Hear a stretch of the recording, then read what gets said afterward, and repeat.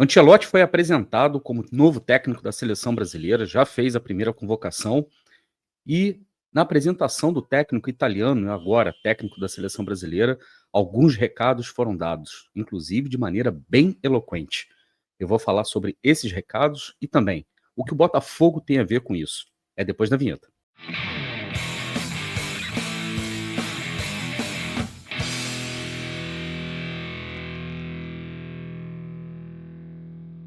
Olá, Helenos e Helenas, eu sou Tarsilo Delfim Caboclo, estou trazendo mais um conteúdo aqui para vocês no canal do Caboclo. Porém, antes da gente começar a falar sobre o assunto do dia, eu peço a vocês que deixem seu like, se inscreva no canal e acione o sininho para receber as notificações de conteúdos novos aqui no canal do Caboclo. Seja membro Helenos e Helenas do canal do Caboclo por apenas R$ 4,99. Por apenas um cafezinho você se torna membro Helenos e Helenas e recebe em primeira mão conteúdos como esse aqui, que o pessoal que é membro já assistiu, e você que ainda não é membro só vai assistir depois de todo mundo, então não perca tempo, torne-se membro Helenos e Helenas do canal do Caboclo apertando esse botãozinho aí embaixo do vídeo que você consegue ler que está escrito aí, seja membro, beleza?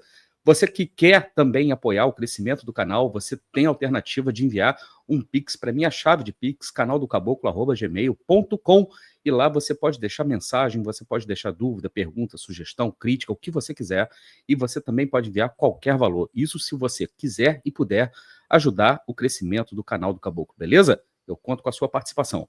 Carlo Ancelotti foi oficialmente apresentado na sede da CBF com todas as pompas e regalias, e alguns recados importantes foram dados na apresentação do técnico italiano.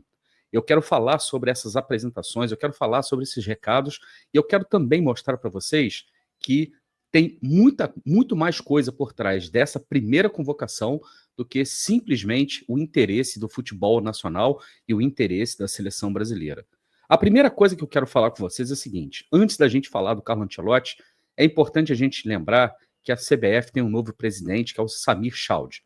Quem é Samir Chaude? Você provavelmente já viu aí durante a semana passada, durante a semana da eleição, na verdade, da escolha, da aclamação do Samir Chaude na sede da CBF, como novo presidente da CBF, que levantaram a capivara do cara todinha, mostrando o histórico dele, as relações que ele tem no estado de Roraima, né, que é um estado que, em termos de futebol no Brasil, é inexpressivo, filho de um ex-presidente da Federação de Futebol de Roraima. O pai dele, por exemplo, era presidente da federação há 40 anos. O Samir iria herdar a federação, porque é assim que funciona o futebol brasileiro, as federações. Lembrando, tá? Federação, confederação, é tudo negócio privado. Então, quando a gente fala desses absurdos assim, não confundam, não fiquem achando que é poder público e que deva ser investigado pelo Ministério Público. Não, é negócio privado, a não ser que eles façam alguma coisa que fira um interesse público. Aí é uma coisa completamente diferente.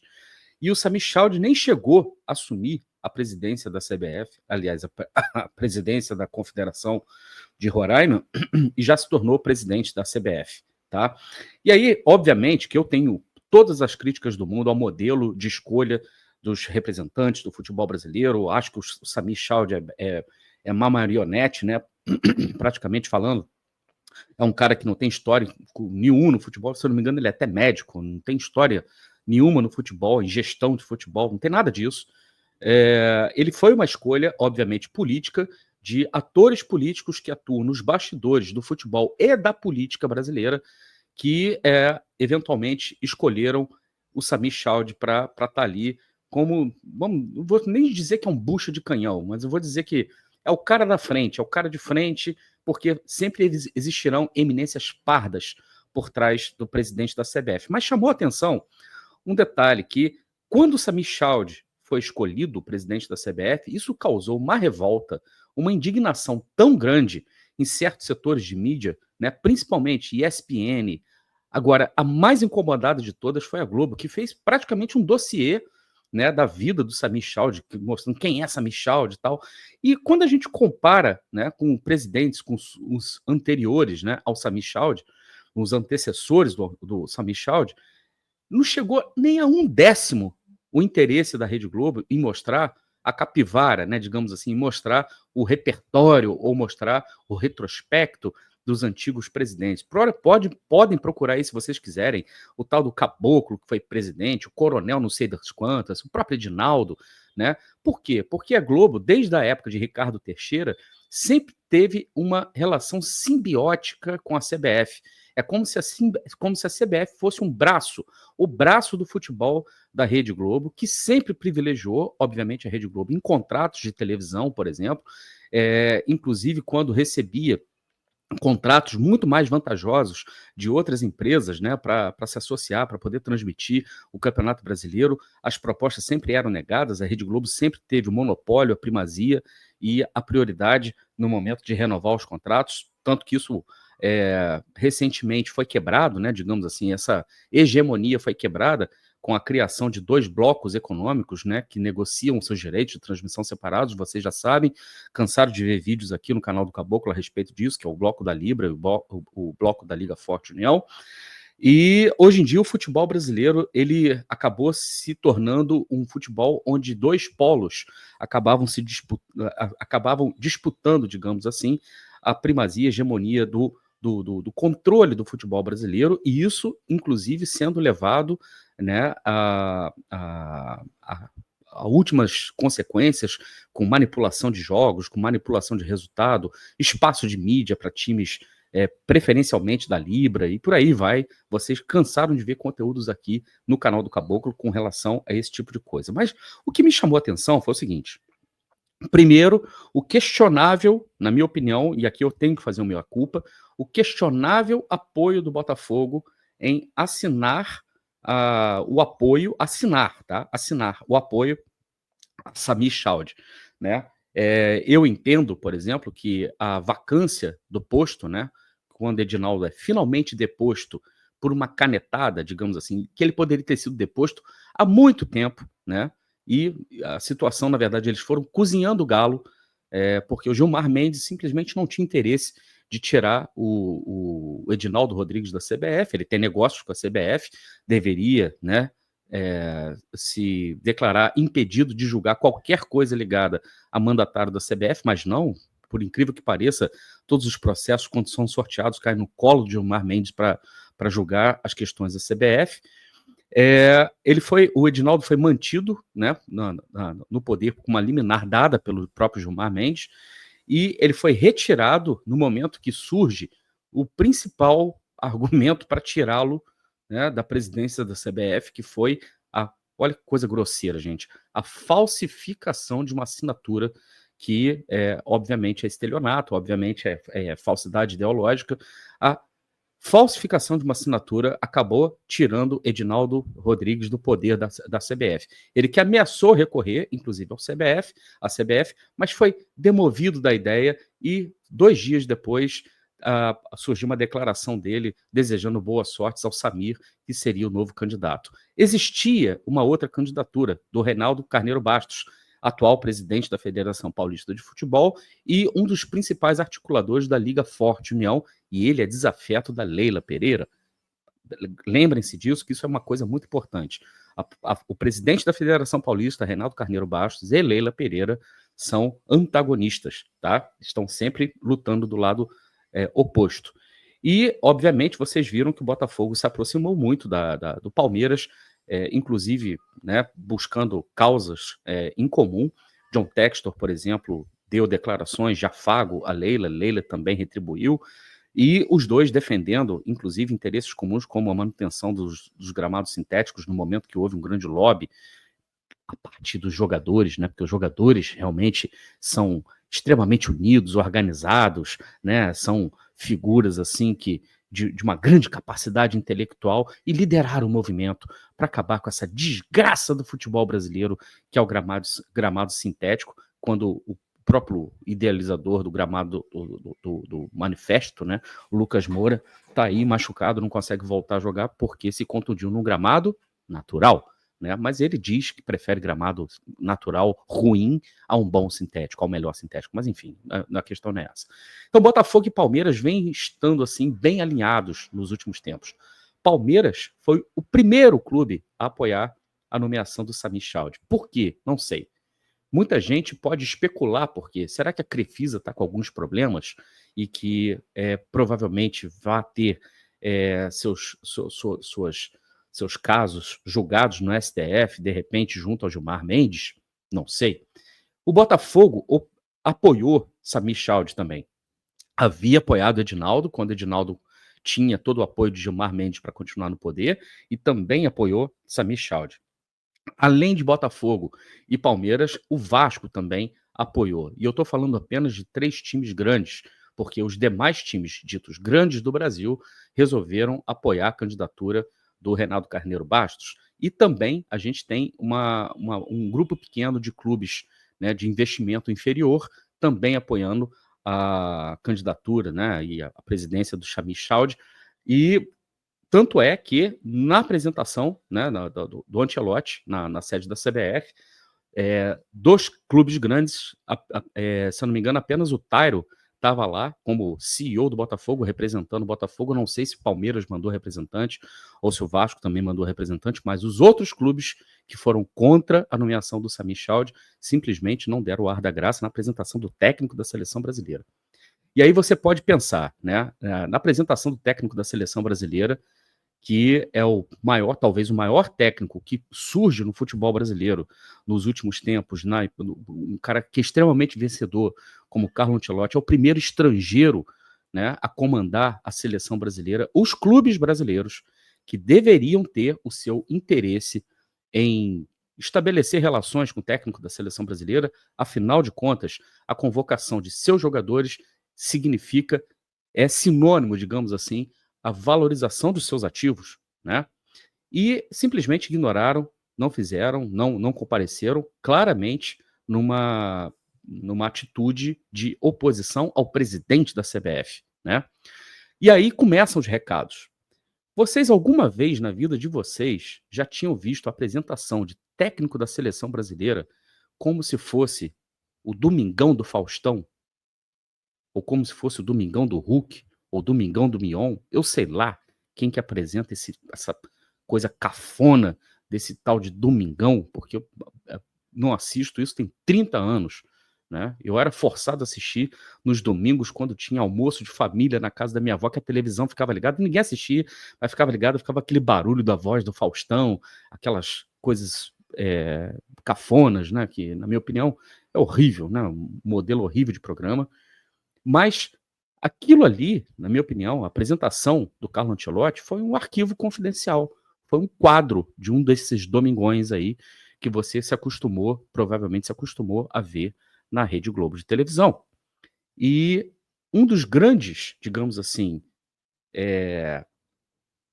mestres de cerimônia, né? Um dos nomes que mais apareceu, um dos rostos que mais apareceu nesse arquivo confidencial, dando as boas-vindas a Carlo Ancelotti, foi o Zico, como se ele fosse o grande representante da seleção brasileira, o grande símbolo da seleção brasileira, Zico, que é ídolo apenas de um clube, né, no Brasil, e que nunca ganhou nada pela seleção brasileira, rigorosamente nada pela seleção brasileira. A história, na verdade, da seleção brasileira passa muito longe do clube que hoje tem a maioria dos jogadores na seleção brasileira, e aí vem mais um recado. O recado que estava sendo dado ali, né, até porque o Samir Chaud não teve tempo de se organizar, de preparar, por exemplo, a apresentação da CBF. Não se engane, aquilo ali já estava programado, já estava pronto para ser do jeito que foi. A apresentação do Carlo Ancelotti já estava pronta para ser feita da maneira que foi, com o modelo que foi, o arquivinho confidencial, do jeito que foi, há muito tempo. E o Samir Chaud, o único trabalho dele foi comparecer à festa. E aí começam os recados, tá? Os primeiros recados primeiro, se foi feito nesse modelo, é porque quem está transmitindo aquilo ali, não, obviamente que muita gente transmitiu, muitas emissoras transmitiram, mas naquele modelo ali, aquilo ali tem o DNA da Rede Globo de televisão. Aquilo ali é o primeiro recado, para dizer o seguinte: essa instituição aqui faz parte da nossa organização. Não ousem ser independentes. Não queiram fazer qualquer coisa que vá contra as diretrizes da casa aqui, porque quem manda no futebol brasileiro continua ainda sendo a Rede Globo de televisão. O segundo recado está justamente na convocação, quando você vê jogadores de qualidade muito questionáveis, em momentos muito questionáveis da carreira, sendo convocados, e outros jogadores que poderiam estar na convocação, obviamente, acabaram sendo preteridos. E aqui, gente, eu vou falar também com uma excelente dose de clubismo, mas além da dose de clubismo, eu quero ver se você aí, que está me assistindo nesse momento, concorda comigo, inclusive deixa embaixo nos comentários a sua crítica, a sua sugestão também, se você concordar, discordar, coloca seus argumentos que eu acho que a gente precisa ampliar o debate. Quando você convoca 5 jogadores de um clube brasileiro, seja ele qual for, você está dizendo o seguinte: existe um clube que tem 5 jogadores na seleção nacional e esse clube ele é infinitamente superior e hegemônico a todos os demais no país. Eu pergunto a vocês, isso está acontecendo nesse momento? Desde quando que a gente está ouvindo a famosa cantilena de que o Flamengo joga o melhor futebol do Brasil? Desde janeiro. A história começou no campeonato estadual. Desde janeiro que eles estão batendo nessa tecla, nessa cantilena. E aí, beleza, vamos aprofundar um pouquinho mais. Se você pegar os jogadores que foram convocados, o Danilo, por exemplo, que foi convocado, não foi convocado como lateral, porque ele convocou 2 laterais, inclusive um do Flamengo, que é o Wesley. Ele convocou o Danilo como zagueiro. E o Danilo, como zagueiro, já vinha sendo extremamente questionado. Não teve o seu contrato renovado na Juventus porque não tinha mais condição de jogar em alto nível, principalmente no futebol europeu. E a gente vai convocar um cara, eles vão convocar um cara que foi adaptado na zaga e deixaram de fora, para vocês verem como é que eu não sou clubista, deixaram de fora o Murilo, do Palmeiras, que esse sim vem sendo consistente como zagueiro e vem sendo um dos melhores zagueiros do Campeonato Brasileiro. Isso para não falar no Jair, só que o Jair é muito novo, o Jair do Botafogo tem 19 anos, é muito novo. E a gente pode pensar em outros zagueiros. Agora, se a questão é experiência, que o Murilo é menos experiente e o Danilo é mais experiente, por que não o Thiago Silva, do Fluminense?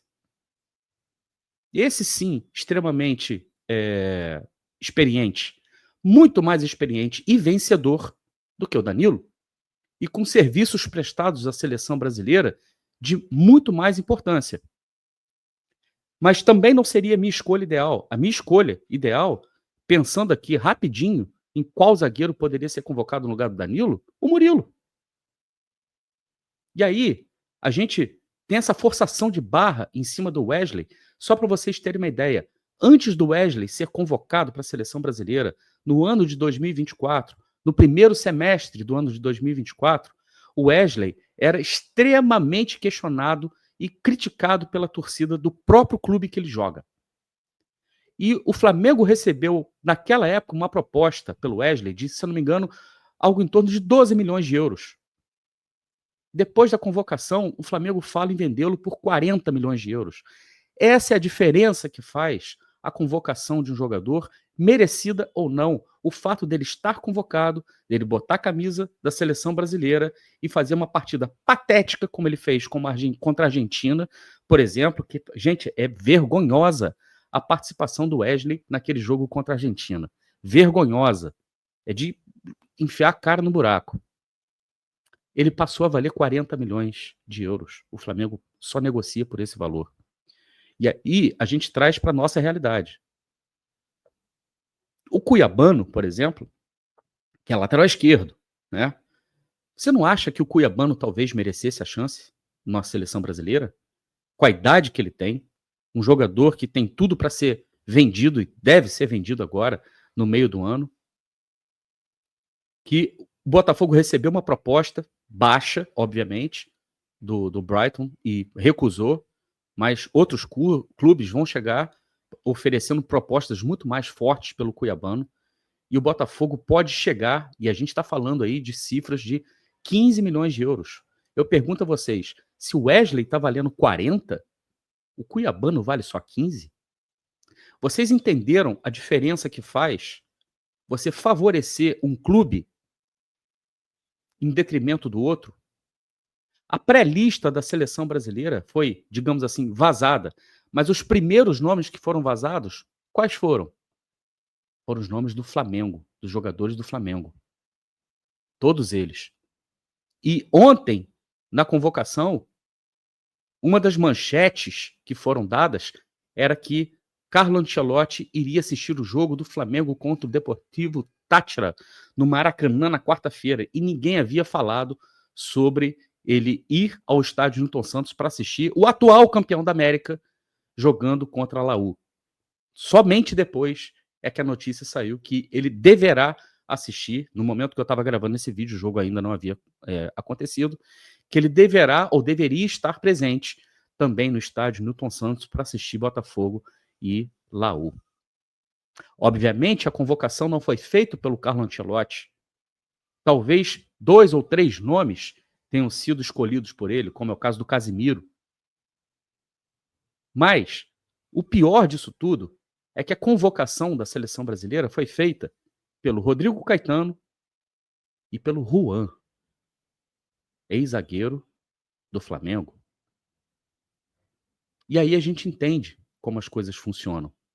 O arquivo confidencial, a convocação toda, né, de 5 jogadores do Flamengo, e talvez apenas uma delas não fosse questionável. Na minha opinião, o Gerson é um jogador que deve sempre estar na seleção brasileira, porque joga muita bola.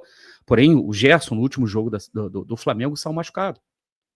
No jogo contra o Palmeiras, saiu machucado. Será que ele vai ter condições de atuar? Por que Alexandro? O Alex Telles está jogando menos do que o Alexandro, por acaso? O Cuiabano está jogando menos do que o Alexandro, por acaso? Por que o Wesley? Né? Arquivo confidencial, 5 jogadores do Flamengo, Zico como o principal representante ali, dando as boas-vindas, né? O principal representante da seleção, dando as boas-vindas ao Carlo Ancelotti, e depois, à noite, Carlo Ancelotti no programa do Bial. Isso é demonstração de força, mas isso é recado. Recado para o atual presidente da CBF, recado para a eminência parda por trás dele, e recado para Carlos Ancelotti, dizendo: o futebol brasileiro tem dono e a gente não vai admitir que nenhuma mudança radical seja feita, e não se atrevam a ser independentes, não se atrevam a ser autônomos. O Botafogo foi muito questionado pela mídia, inclusive por ter apoiado o Samir Chaude. Alguém viu aí alguém se revoltando com a Leila Pereira por ela ter apoiado o Samir? Alguém aí viu nos jornais, viu na televisão, alguém se revoltando com o Pedrinho por ele ter apoiado o Samir Chaude? Ou foi só o Botafogo que apoiou? O Botafogo escolheu ser pró-sistema dessa vez. Se isso vai dar certo e quais motivos levaram o Botafogo a assumir essa posição, inclusive até teve uma sugestão, digamos assim, do Lauro Jardim, né, que não solta as coisas do nada, de que o Botafogo apenas apoiou o Samir Chaude porque foi um acordo que fez com o Gilmar Mendes para que John Textor não fosse banido do futebol. Fato esse que o Botafogo negou peremptoriamente e de forma muito veemente. Se é verdade ou não, isso é outra história. A questão é que o Botafogo, nesse momento, parece que entendeu que futebol brasileiro ele não se joga somente no campo, ele se joga também na política, e é extremamente importante você estar do lado daqueles que comandam a política do futebol. Eu gosto disso? Nem um pouco. Eu gostaria que o futebol fosse assim? Nem um pouco. Eu queria uma liga profissional, eu queria que os clubes fossem independentes da CBF, que tivessem uma gestão profissional, mas enquanto reinar o amadorismo, a barafunda, a politicagem, a política cartorial do futebol brasileiro, quanto mais bem relacionado o Botafogo estiver, na minha opinião, melhor. Eu quero saber se você concorda, discorda da minha opinião, e vou pedir também para você, se você gostou desse conteúdo, que deixe seu like, se inscreva no canal e acione o sininho para receber as notificações de conteúdos novos no canal do Caboclo. Seja membro helenos e helenas do canal do Caboclo por apenas R$ 4,99 e considere também apoiar o canal enviando o Pix para minha chave de Pix, canaldocaboclo@gmail.com. Você já sabe, aqui no canal do Caboclo, se tem bambu, tem flecha. Eu volto a qualquer momento com mais um conteúdo. Um grande abraço. Tchau, tchau.